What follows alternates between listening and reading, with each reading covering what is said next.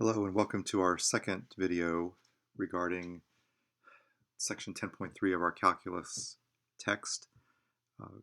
This video is going to focus on the comparison tests, both the direct comparison and the limit comparison test. So I want to just briefly summarize what the direct comparison test says. The idea is that you've got two sequences and you can establish an inequality of the form an less than bn for all n, at least for all n beyond a certain point. And then the direct comparison test comes in two parts. If summation b sub n converges, so does summation a sub n. And if summation a sub n diverges, so does summation b sub n. And the idea being that if you know that the larger one converges, then the smaller one has to converge as well. Whereas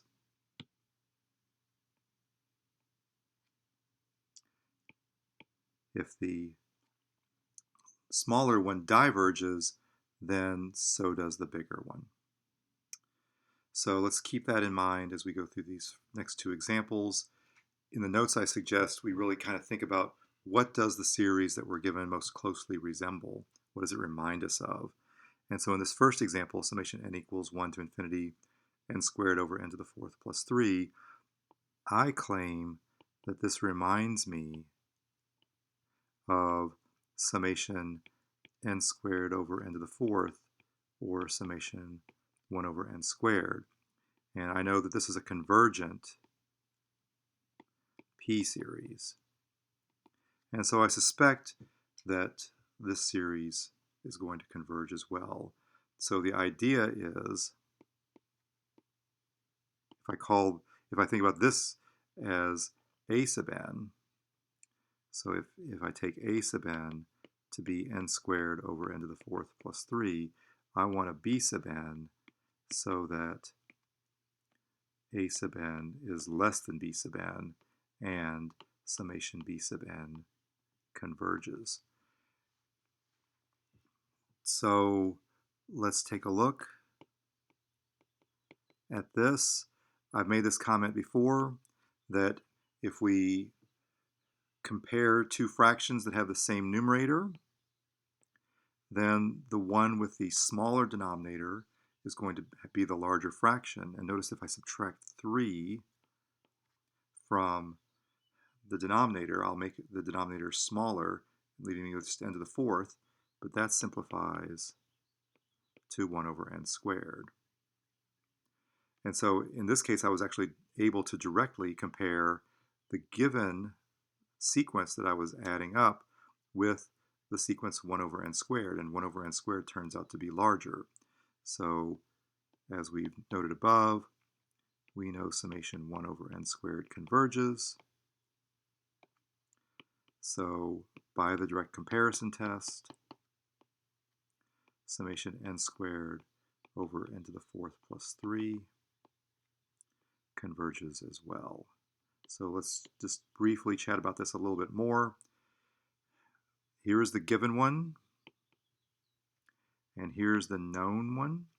If the known sequence leads to a convergent series and the known sequence is bigger than the given sequence, then the series formed by adding up the terms of the given sequence will converge by direct comparison.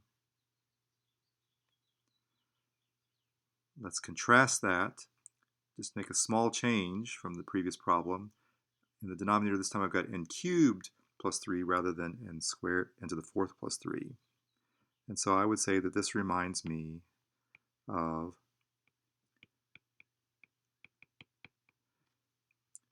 n squared over n cubed, which is 1 over n, and I know that summation 1 over n diverges. It's the harmonic series, the p-series with p equal to 1. So I suspect that the given series diverges as well. So what I need to do is I need to find terms that are less than, I need to find expressions that are less than n squared over n to the third plus 3 in order to get this. So I can't do the same thing I did last time. This is a true statement, but this is unhelpful.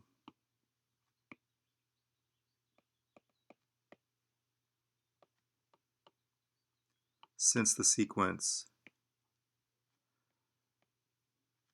whose corresponding series diverges is larger than the given. So this is a perfectly true statement, but it's not helpful to us in trying to draw conclusions based on the direct comparison test. So what I'm going to do instead is I need to find something that's smaller than it. And this is akin to something that we saw in class a couple weeks before the break when we were talking about the comparison test for improper integrals. So what I want to do is I want to make the denominator bigger. So let's see if you believe this, that if n is bigger than or equal to 1, 3n cubed is going to be at least as big as 3. And so here I'm clearly making the denominator bigger, and since the numerators are the same, making the denominator bigger is going to lead to a smaller fraction. And I can add the like terms here and see that this is 1/4 times 1 over n. So the idea that we're trying to pursue here then, so this is my given term, and I've directly compared this to 1/4 1 over n. We know that 1/4 of the harmonic series is also divergent. A constant multiple of a series doesn't affect has the same behavior as the series itself. So if summation 1 over n is divergent, 1/4 of summation 1 over n is also divergent. And so therefore I've got the known underneath the given. And if the sum of the known terms is divergent, then we get to conclude that the sum of the terms of the given sequence diverges as well by the direct comparison test. So again, just summarizing, I want to think about what does the given series remind me of? Hopefully it's something that I know there's something about the story about.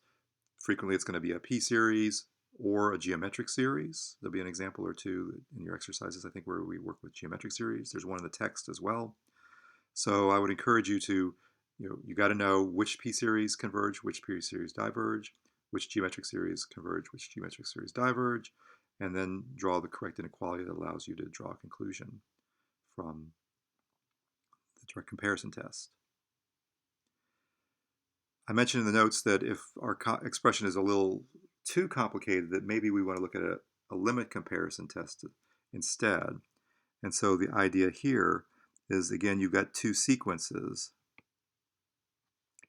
an and bn, and you're going to be looking at the limit as n goes to infinity of the ratio of those two terms, a sub n over b sub n. And so assume that the limit of this ratio is L. If L, let's try again, if L is bigger than 0 and finite, then summation a sub n and summation b sub n behave the same. So that means that if summation b sub n converges, summation a sub n diverges. If summation b sub n diverges, then summation a sub n diverges. So the idea again is you compare it to something that you know the story about, and you're looking for a finite limit from the ratio of comparable corresponding terms. So here a sub n is this rather obnoxious looking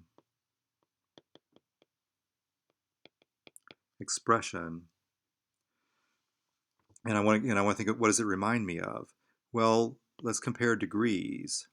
The numerator has degree 3, and while the idea with this radical means that we don't strictly have a degree on our denominator, the leading term underneath the radical is the 7th power, and if I'm taking the square root of that, then I'm thinking that I can think about this as, quote, degree 7/2, which makes me think what I should do is I should let b sub n be 1 over n to the 1/2, because the difference between the two degrees is 1/2.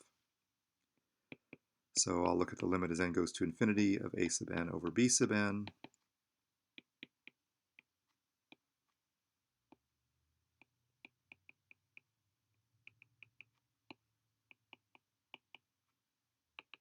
And I can rewrite this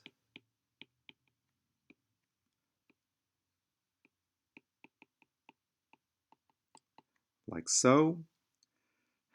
And so now what I want to do is I want to multiply or divide both numerator and denominator by 1 over n to the 7/2. And so that's going to give me just a 4 in the numerator. And I'm doing a little bit of quick algebra here. But if I think about what I'm going to be doing is I'm going to be writing 1 over n to the 7/2 as 1 over the square root of n to the 7th. So if I'm dividing by n to the 7th, bring it underneath the radical, I'm going to get that. So I'm going to get 1 plus 2 over n to the 5th plus 5 over n to the 7th down here. As n goes to infinity, these both go to 0, and so I'm left with 4 over 1, or 4. 4 is finite, 4 is positive and finite. So I guess I could say that L equals 4 is positive and finite. So since summation b sub n is a divergent series, it's a divergent p series,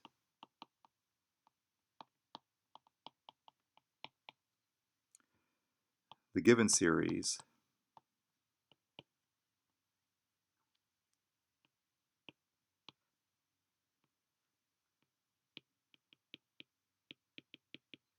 diverges as well by the limit comparison test.